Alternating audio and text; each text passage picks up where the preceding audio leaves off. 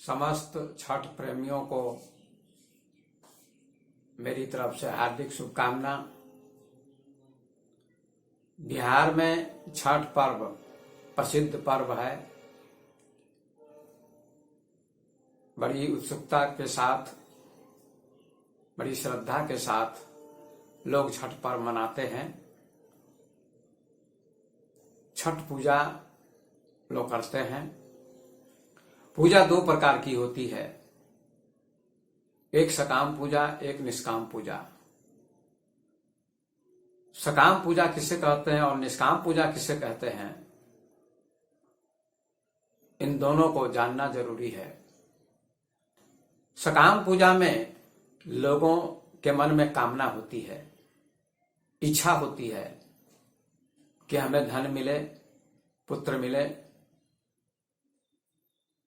बहुत सारी चीजें मिले, ऐसी कामना होती है। कामना को लेकर, इच्छा को लेकर जो पूजा की जाती है उसका नाम सकाम पूजा है। तो छठ पर्व भी सकाम पूजा का पर्व है। कामना होती है लोगों के मन में कि छठ पूजा करने से हमारे घर में सुख संपत्ति होगी, शांति होगी, पुत्र होगा, धन मिलेगा। अनेक कामनाएं होती हैं, अनेक इच्छाएं होती हैं। और ऐसा आप लोग गीत में भी सुनते होंगे कि छठ पूजा करने से निर्धन को धन मिल जाता है, कोढ़ी को सुंदर काया मिल जाती है, बांझ को पुत्र मिल जाता है। ऐसा गायक लोग गाते हैं। पता नहीं ऐसा होता है या नहीं होता है, किसी न किसी की कामना पूरी हो जाती है, इसलिए उसकी श्रद्धा बढ़ जाती है पूजा के प्रति, छठ के प्रति। ये सकाम पूजा है। अधिक लोग, 99% लोग सकाम पूजा करते हैं। छठ पूजा भी सकाम पूजा है। और दूसरी पूजा है निष्काम पूजा। निष्काम पूजा में किसी चीज की कामना नहीं होती, इच्छा नहीं होती है। कोई राम की, कोई कृष्ण की, कोई गणेश की, कोई शंकर जी की पूजा करता है।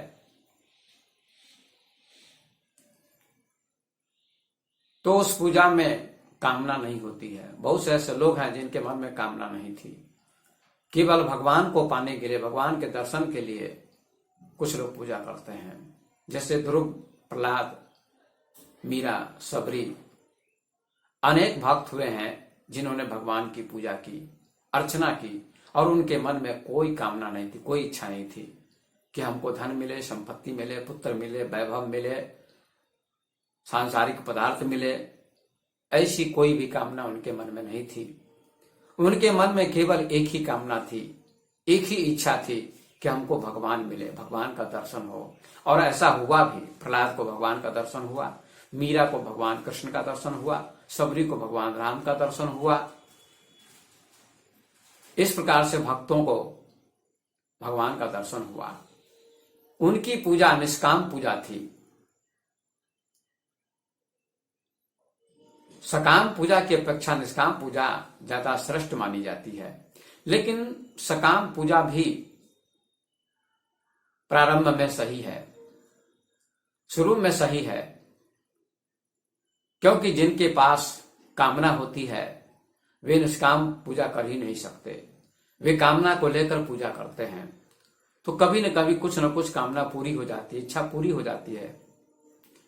सभी इच्छाएं पूरी नहीं होती हैं, कभी कभी कोई न कोई इच्छा पूरी हो जाती है। और जब इच्छा पूरी हो जाती है, कामना पूरी हो जाती है, तो व्यक्ति की आस्था देवता के प्रति मजबूत हो जाती है। तो सकाम और निष्काम दो प्रकार की पूजा होती है।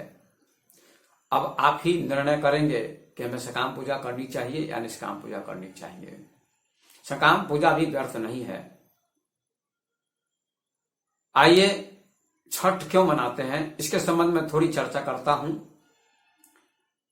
कहा जाता है कि ब्रह्मबद नाम के एक राजा थे। स्कंद पुराण में ऐसा उल्लेख आता है। उनको कोई संतान नहीं थी, कोई पुत्र नहीं था, वे बड़े दुखी थे। तो किसी ने उनसे कहा कि आप छठ का व्रत कीजिए तो आपको संतान होगी, पुत्र होगा।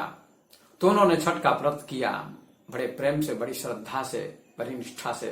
तो कहा जाता है कि उनको पुत्र की प्राप्ति हुई। जब पुत्र प्राप्त हुआ तो वे बड़े प्रसन्न हो गए, और कहा जाता है कि तब से छठ पूजा प्रारंभ हो गई। तभी से छठ पूजा लोग करते हैं, ऐसी मान्यता है।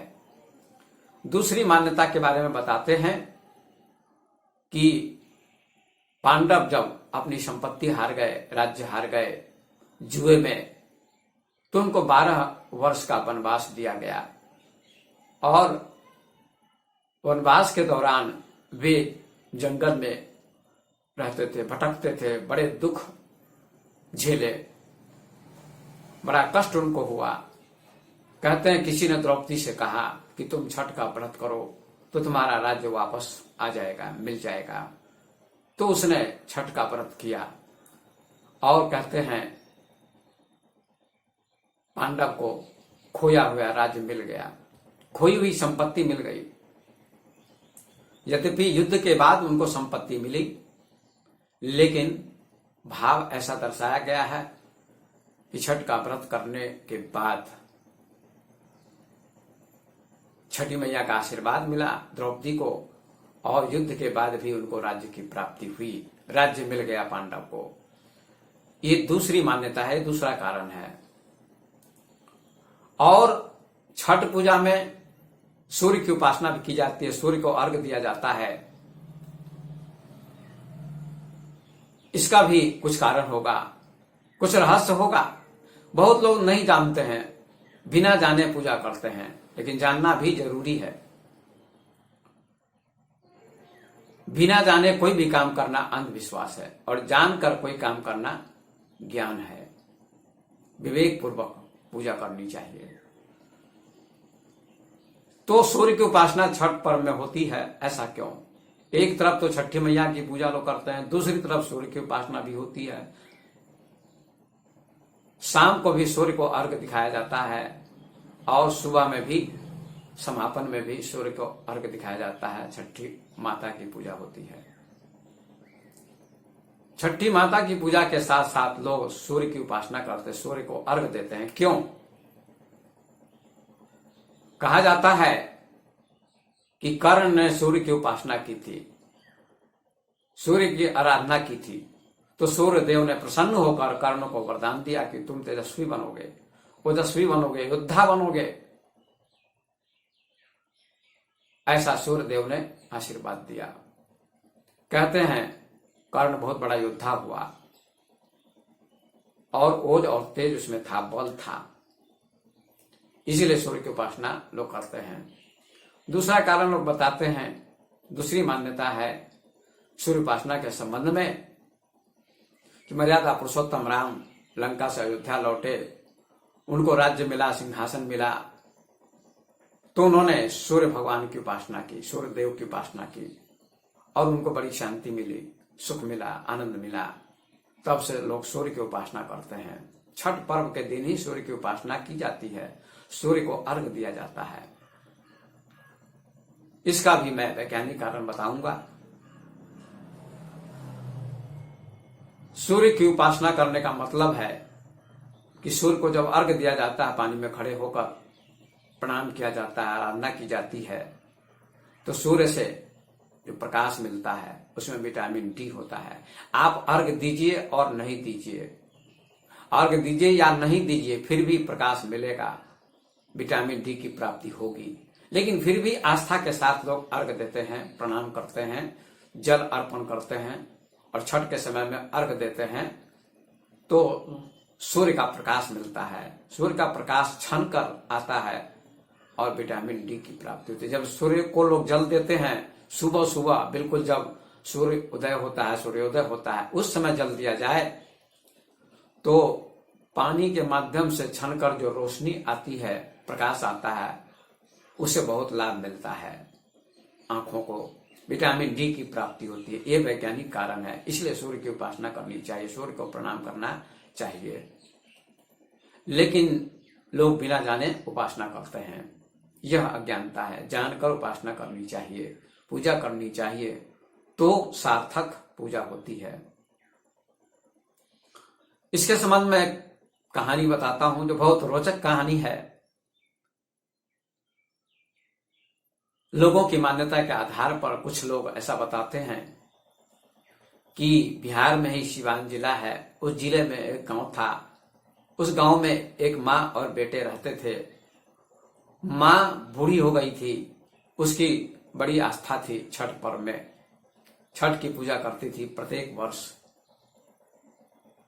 तो छठ का समय आया, उसकी माँ ने अपने बेटे से कहा, बेटे छठ की पूजा करनी है, छठ पर्व मनाना है, सामग्री लाओ इकट्ठा करके। तो बेटा बड़ा अच्छा था, संस्कारी था, माँ का सहयोग करता था, माँ के प्रति आस्था थी, भावना थी। तो उसने माँ की आज्ञा का पालन किया। छठ पर्व के लिए जो सामग्री होती है, उस सामग्री को लाकर माँ को दे दिया। अनेक सामग्रियां होती हैं, अनेक चीजें होती हैं, केले होते हैं, ईख होता है, और क्या क्या चीजें होती हैं। सब चीजें इकट्ठी करके उसने माँ को दी। माँ ने तैयारी की, सामग्री तैयार की, और घर को भी गाय के गोबर से लीपना शुरू किया कि घर पवित्र हो जाएगा। जब आंगन को लीप रही थी गाय के गोबर से, तो उसके घर में जो बहू थी, उसके बेटे की पत्नी, वह आई, अपनी सासू माँ से कहती है, माँ ये क्या करती हैं आप? कहा, गोबर से आंगन लीप रही हूं, आंगन पवित्र होगा। कहा, ये आंगन लिपने से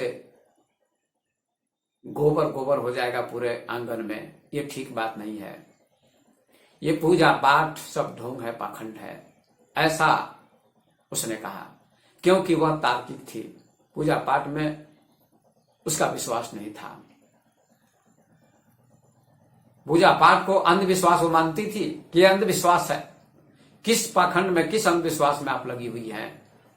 छठ पर्व मनाने से कुछ नहीं होता है, कोई लाभ नहीं मिलता है। मेहनत कीजिए, कर्म कीजिए, तो आपको लाभ मिलेगा। मेहनत करने से धन आता है, कर्म करने से व्यक्ति पवित्र होता है या महान होता है।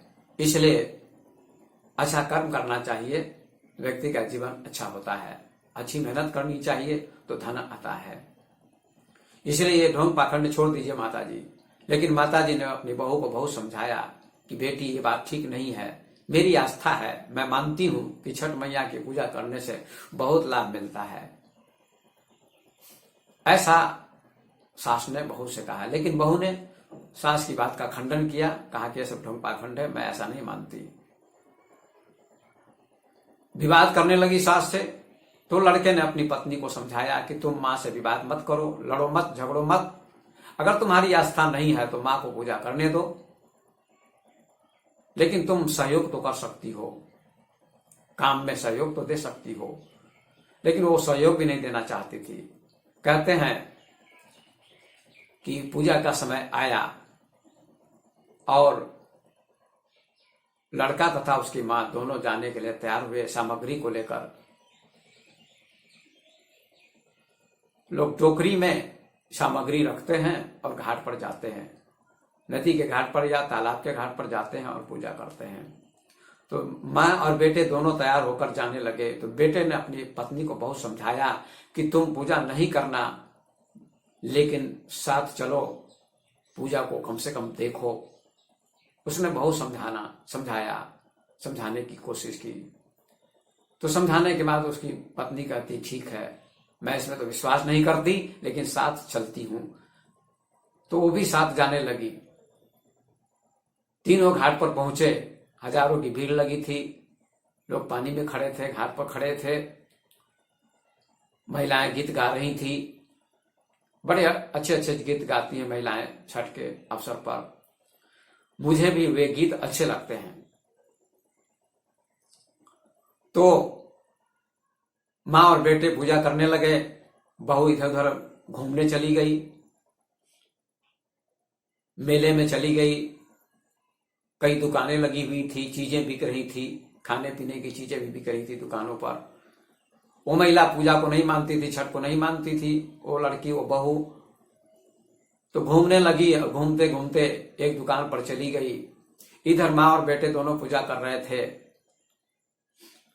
और वह लड़की, वह बहू किसी दुकान पर खड़े होकर दुकानदार से गोलगप्पे खरीदे और गोलगप्पे खाने लगी। बड़ी मस्ती में थी। इधर माँ और बेटे चिंतित हो गए। बहू को जब नहीं देखा माँ ने, सास ने, तो चिंतित हो गई। पति भी चिंतित हो गया कि कहाँ चली गई मेरी पत्नी। तो माँ को छोड़कर वह लड़का अपनी पत्नी को ढूंढने गया, खोजने गया और खोजते खोजते वह पत्नी मिल गई दुकान के पास। पति ने देखा ये तो गोलगप्पे खा रही है। पति ने कहा तुम पागल हो गई हो, यहाँ गोलगप्पे खा रही हो, तुम्हारा दिमाग खराब है। पूजा करने आए हैं हम लोग, तुम्हें भी कम से कम पूजा देखनी चाहिए, बैठना चाहिए, और तुम यहाँ गोलगप्पे उड़ा रही हो, खा रही हो गपागप। उसकी पत्नी ने कहा हाँ, मैं पूजा करने नहीं आई हूं, मैं गोलगप्पे खाने आई हूं। गोलगप्पे खाने आई हूं, मौज उड़ाने आई हूं, घूमने आई हूं, पूजा करने नहीं आई हूं। ये सब ढोंग पाखंड बकवास है। लेकिन उसके पति ने कहा देवी, इतना नाराज नहीं होना चाहिए। ठीक है, गोलगप्पे तुमने खाए, अच्छी बात है, लेकिन खानी नहीं चाहिए चीजें। अभी गोलगप्पे नहीं खाने चाहिए, अभी खाने का समय नहीं है, पूजा का समय है, तुमने गलती की है। लेकिन उसकी पत्नी ने पति की बात पर ध्यान नहीं दिया। किसी प्रकार से उसके पति ने समझाया बुझाया कि गोलगप्पे खाने का समय नहीं है देवी। हाँ, उसने कहा हाँ हाँ है खाने का समय, मैं तो गोलगप्पे खाती रहूंगी, मौज उड़ाती रहूंगी, मेले में घूमती रहूंगी। तुम माँ और बेटे दोनों पूजा करो, मुझे पूजा से कुछ लेना देना नहीं है, मैं तो गोलगप्पे खाने वाली ठहरी। तो उसके पति ने कहा अरे अब गोलगप्पे तुमने खा लिए, अब चलो घाट पर। तो जाती है साथ में, लेकिन रास्ते में भीड़ भाड़ थी तो पति आगे हो गया, पत्नी पीछे छूट गई। पति घाट पर चला गया, माँ खड़ी थी पानी में, नदी में। लड़का भी खड़ा हो गया, पूजा करने लगा, छठ माता की पूजा करने लगा, सूर्य देव को प्रणाम करने लगा, अर्घ देने लगा। तो अचानक तेज धारा में वह लड़का डूब गया। उस माँ का बेटा डूब गया, गायब हो गया। जब डूब गया तो माँ छाती पीट पीट के रोने लगी। पूरे मेले में पूरी पूजा करने वाले लोग, सभी लोग आश्चर्यचकित हो गए कि पूजा करने वाला, व्रत करने वाला व्यक्ति पानी में डूब गया। हाहाकार मच गया। उसकी मां रोने लगी, बेहोश हो गई, बेचैन हो गई और छठी माता को कहने लगी, हे छठी माता, मैं बहुत दिनों से तुम्हारी पूजा करती आ रही हूं, मेरी बहुत आस्था है तुम्हारे प्रति, बहुत भक्ति है, बहुत प्रेम है, लेकिन तुमने मेरे बेटे को क्यों डुबा दिया? तुमने ऐसा क्यों किया? ये बहुत बड़ा अन्याय हुआ, अत्याचार हुआ, मेरे ऊपर विपत्ति का भार टूट पड़ा। मां, तुमको ऐसा नहीं करना चाहिए। यदि तुम मां हो, सबकी मां हो, तो तुम मेरे बेटे को लौटा दो, अन्यथा सबके सामने मैं नदी में छलांग लगा दूंगी, अपनी जान दे दूंगी, अपने प्राण दे दूंगी और तुम्हारा नाम बदनाम हो जाएगा, कलंकित हो जाएगा। इसलिए हे छठी माता, यदि तुम कृपालु हो, दयालु हो, भक्तों की रक्षा करने वाली हो, तो मेरे बेटे को लौटा दो, नहीं तो तुम्हारा नाम कलंकित हो जाएगा। इधर पूरे मेले में सूचना मिल गई, खबर मिली लोगों को कि फला व्यक्ति डूब गया है। हड़कंप मच गई, खलबली मच गई। सब लोगों को बड़ा दुख हुआ कि ऐसा नहीं होना चाहिए, ऐसा नहीं होना चाहिए। सब लोग छठी मैया से प्रार्थना करने लगे उस महिला के लिए, किस महिला का बेटा मिल जाए। हे छठी मैया, हे माँ, यदि तुम माँ हो और उसने तुम्हारी पूजा की है, उस बच्चे को, उस बेटे को लौटा दो। माँ बहुत तड़प रही है।